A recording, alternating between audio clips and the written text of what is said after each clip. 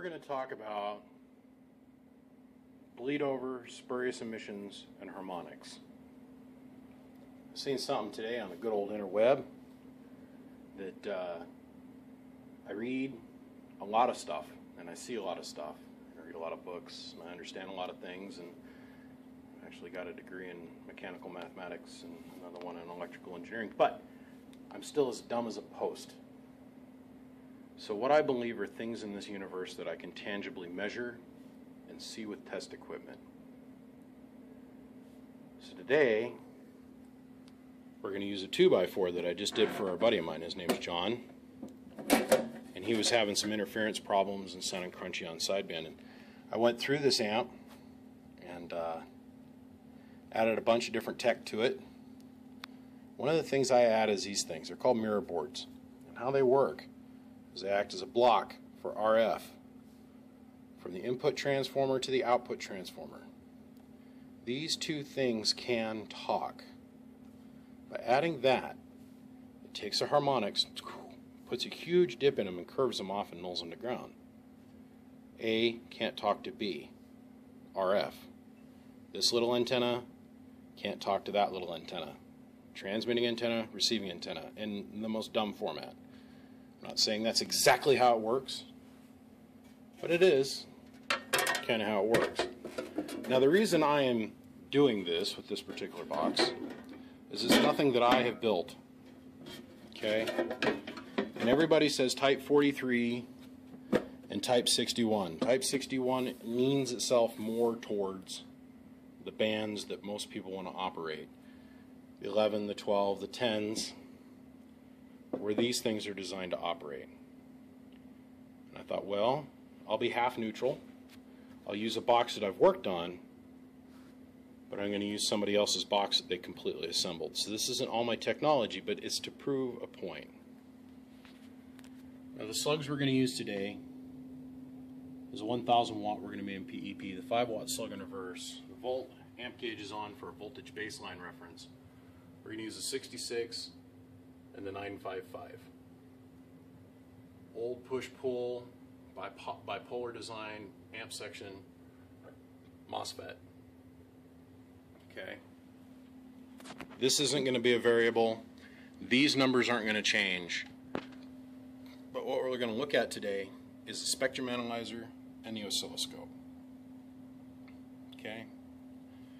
We're not going to change the settings on either one of these unless I specifically tell you what I'm doing. So I can show you that there's no sleight of hand, and we're going to show you how to measure some things. Now I have this set as wide as I can in a kilohertz division range, okay, which is 600. So right down the middle, the little azimuth crosshairs in the center, 300 this way, 300 this way. We're going to fire up the box. We're going to grab the 66. Now please note the gain for, I've got it cranked open to the max. Well, not the max. The max looks like this. So here's the gain knob. We're going to bring this down to where the noise for is a little bit resonant. When you see it in my videos, the gain is 9 times out of 10 straight up and down. But I've seen there's been some debate about, oh, he's got his gains cranked so far down you can't see the sidebands. No, they're just not present. Because I build my boxes to try and be harmonically free. Well, this is where the debate comes in. Look at all the harmonics. Second, third. Alright. We're going to go as wide as we can, and we're going to go to the megahertz division now. And you'll see there's out there floating around in the ether 2 strong spikes. Look at all the noise that happens when I key the box. Nothing's taking place off of camera. We're throwing a 400 watt deck key, BDI, in a corner. See all of that? Looks like the Sherwood Forest. We're going to take the gain, we're going to turn it down to half and get rid of the noise on the bottom of the floor, the stuff that nobody cares anything about. Look at that. Okay. We go back to kilohertz, and the same signals are present. Hello. And as soon as you start to modulate, the signal collapses and the sidebands fall out. So you turn the gain floor up till it just gets a little fuzzy on the bottom.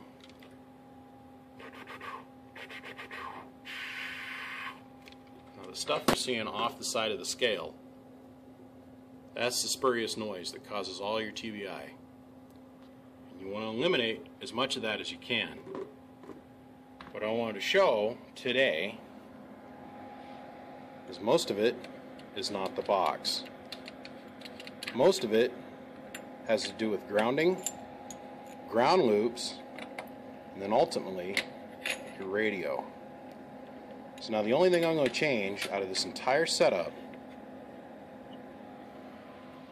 is we're going to go from the 66 to the striker. For the first test, through a 400 watt dead key.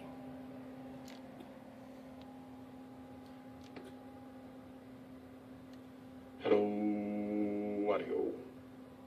Hello, audio. Same exact amplifier, producing the same amount of watts, behind the corner. This radio produces a lot more power than this. So therefore it's going to drive it harder. And if you overdrive it, it's going to deviate and it's going to make more signal, right? No. More spurious emissions? Yeah, no. What's running the spectrum analyzer? It comes from this line off of this pickup.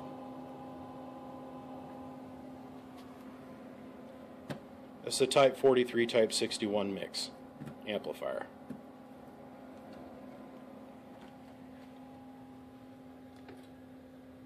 Hello, audio. I believe in the things I can measure. Hello, audio. I believe in the things I can see. The meters don't lie. These meters don't lie. These particular meters, they don't lie. They'll always show you the truth. Hello, audio. And we can turn the gain way up. Hello, hello, hello, hello.